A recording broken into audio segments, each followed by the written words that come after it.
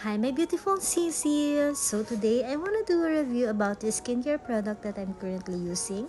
It's DeoPro Skin Rescue. It's a Korean brand, and if there's one thing I love about Korea, it's their skincare products.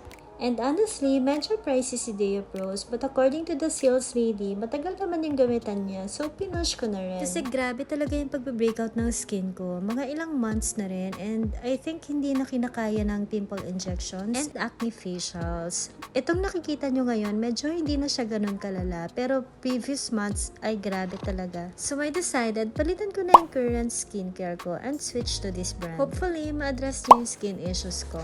By the way mga sisis, this is not a complete set. Kinuha ko lang talaga kung ano yung mga kailangan ko. So I got DeoPro Skin Rescue Cleansing Foam, which is number 1. Oh, and another thing, ang skin condition ko nga pala ay dry and oily. Going back, itong cleansing foam nila, sobrang ganda niya. It's so soft and smooth and it glides on your skin. At ang maganda dito, konti lang yung gagamitin mo pero ang layo talaga ng mararating. I'm loving this. Sobrang soft sa skin. And then mga sis, ang ginagawa ko, nagbibilang ako from 1 to 30 or sometimes hanggang 60 just to make sure na linis natin ng maayos yung ating face and neck. I think hindi masyadong kita pero sobrang laki talaga ng pimple ko sa ilalim ng tenga and all over my face. So I also wanna share ano pa yung ibang mga skincare routine ko aside from using DeoPros. And I hope makatulong din lalo na sa mga nanonood nitong sisters ko na pareho kami ng pinagdadaanan sa face. Lalo na ang mukha natin ay isa sa mga pinanggagalingan ng ating confidence. Tingin tayo sa malaking salamin. Kasi nga pala dito sa camera. Itong ginagamit ko is just a peel-off mask, and what's good about this is it's very affordable and very accessible also. Nakalimutan ko na pero siguro mga below 50 pesos lang to. So Watsons ko nabili. Ah! Meron yung kilay. Okay lang yan. Ay! Yung nose. Ito na. For sure, ito yung pinakamasakit mamaya. Tsaka dito. Pero tiis ganda. Kasi ang dami ko talaga breakouts.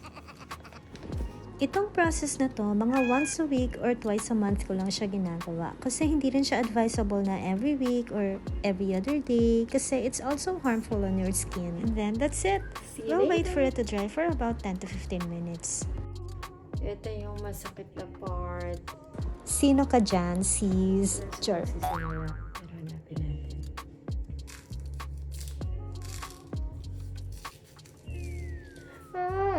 Ang sakit. Kasama yung buhok. Ang sakit. Ouch. Ayan. So like I said, I only do this mga once a week or twice a month para lang matanggal yung mga excess oil and blackheads or whiteheads, ganyan. Kasi oily and acne prone skin talaga ako mga sis. Especially during that time of the month or weeks prior. Medyo pala dry masyado dito. Pero okay lang. Ow! Ow! Ow! Ow! Ow! Yes! See? Medyo naglighten yung mukha ko. So, feeling ko naman effective siya. And parang nabawasan din yung pagiging oily skin ko. May tape kasi maluwag. Galing sa ref. Dapat upward motion lagi. Sabi lang. Sarap. Nakaka-relax. Facial roller, ginagamit ko siya kasi sabi nila para hindi magsag yung skin mo. Galing to sa ref, so malamig siya para mag-close din yung pores natin. Tapos ang stroke, dapat laging pataas para hindi nga magsag yung skin natin. Pero minsan nakakalimutan ko rin Laging yan. pataas yung stroke. See yung taba ko dito kasi tumaba ako. Kakakain. Taba. Look, ang taba ng cheek ko, diba? Siguro mga 2 to 3 minutes to. And then after this, Facial mask. It's a Korean brand. Bigay ng office mate ng husband ko para sa akin. Thanks, Sisi. natry ko sana to. Ano ba to? Tomato. Ito yung mga sale lang sa mall. Sure, next time na lang. Meron pa, ayan. Meron pa.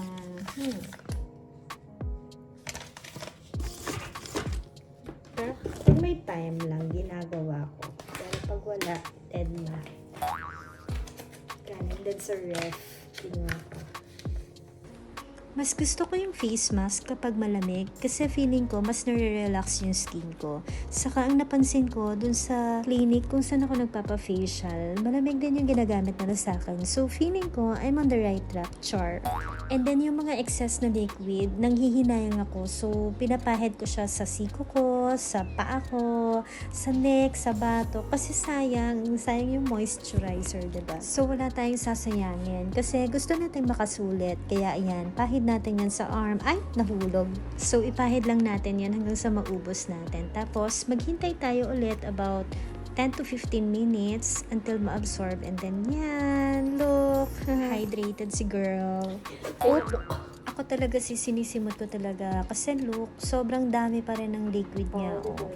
Tapos, hindi pa natatapos yan. Uulitin ko ulit sa mga siko, sa arms, sa feet. Kasi sayang eh. Tsaka, sinisipag ka na. E di, itodo mo na. Char. Tapos, mga sis, medyo patutuyuin ko yan para ma-absorb ng skin ko bago ako mag-apply ng next skincare. Now, we are going to apply Diapros. This is their toner and kailangan i-shake mo muna siya bago gamitin. And then, may date sa ilalim para siyang marker ko kung kailan ko binili and then para ma-trace ko rin kung hanggang kailan ko siya magagamit. Comment below kung nakarelate kayo.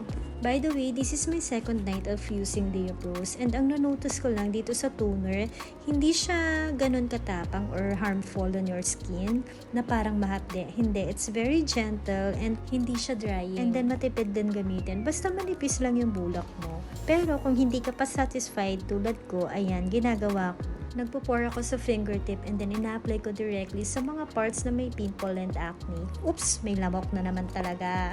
And then wait for a few seconds para lang ma-absorb before tayo mag-proceed sa next step. By the way, ito namang skincare routine ko ay own process ko lang. Pwede namang magbago yan, depende sa order of use nyo. So, depende naman talaga yan. Next, let's apply Diapro Skin Rescue Day and Night Moisturizer. Ito, ang ganda nito kasi very hygienic. Meron siyang sarili niyang parang spoon.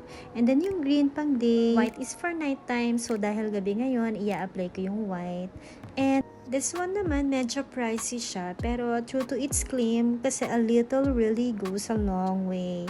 Sobrang konti lang nang nilagay ko sa face ko. Pero ang dami niyang nako-cover. Tapos, ang gentle niya sa skin, parang sa toner lang. Tapos, ang soft. Alam niyo yung feeling na ang dula sa skin? Yung parang nag-glide talaga siya kapag ka pinapahid mo. Ganon siya. Tapos, very, very gentle na. Pagkatapos, imamassage ko naman yung face ko ng ganitong stroke. Kasi feeling ko, meron siyang lymphatic drainage siya nangyayari and lifting contour. Siguro ito naman mga 30 seconds lang bago ako mag-apply ulit ng next product. And then, Last one. Serum. Itong ampule, so order of use niya number 4. So, dapat mauuna siya. Tapos, yung number 5, day and night moisturizer. Pero nagkamali ako. So, dead mo na lang. Tomorrow is another day. So, doon ko na lang i-correct. Char. Alam nyo, ito, isa pa. Medyo paulit-ulit. Pero, sulit naman talaga. Lahat ng product nila, guys, matipid gamitin. A little really goes a long way. Ang pricey niya nga lang talaga, pero kung tutuusin mo, nakatipid ka na rin. Tapos, syempre, ang isang factor talaga doon is yung kagustuhan mo na maging malinis yung mukha mo, matanggal yung mga pimple and acne. Kasi like I said nga, isa sa mga confidence natin, ang pinanggagalingan ay ating mukha. Ang pinaka-comment ko lang din talaga sa products ni Diapros, well, at least itong mga binili ko sa kanila, specifically kasi ito for pimple and acne yung mga skin problems mong ganon. Sobrang soft and very gentle, very mild on your skin. Yung parang akala mo walang effect, pero pag gising mo kinabukasan, iba yung glow ng skin mo. And at the same time, parang nalesan din naman talaga yung pimple and acne ko. Also yung oiliness, pero syempre, hindi naman yun overnight. Mawawala na agad yung skin imperfections mo. Syempre, it takes time. For lip balm, ang ginagamit ko lang talaga since college ako, itong petroleum jelly. I really swear by it. Tapos, mura pa. So that's it. That's my nighttime routine. Good night! Good morning, my beautiful sisi. So, this is the day after my nighttime routine. And look, ang ginamit ko pa lang dito ay itong Diaprose Cleansing Foam. Nabawasan talaga yung oiliness ko and naglighten din talaga yung mukha ko. So, ito naman yung after ko mag-skincare ng morning. Look at the glow. Ang ginamit ko dito yung same ng sa nighttime routine except lang yung ginamit kong moisturizer is for the daytime. So, I'm so happy, I'm satisfied, and I'm looking forward na mawala na rin talaga yung mga pimple and acne ko, and of course, yung oiliness ng skin ko. And I hope nakatulong din ako para dun sa mga nagde-decide pa lang kung ano yung skincare na gagamitin nila. Kasi naintindihan ko, ang hirap talagang humanap ng product na makakasundo rin talaga ng skin mo. So, wag magsawa, wag mapagod, maa-achieve din natin ng Korean Glow Skin. Char! Till next time! Bye!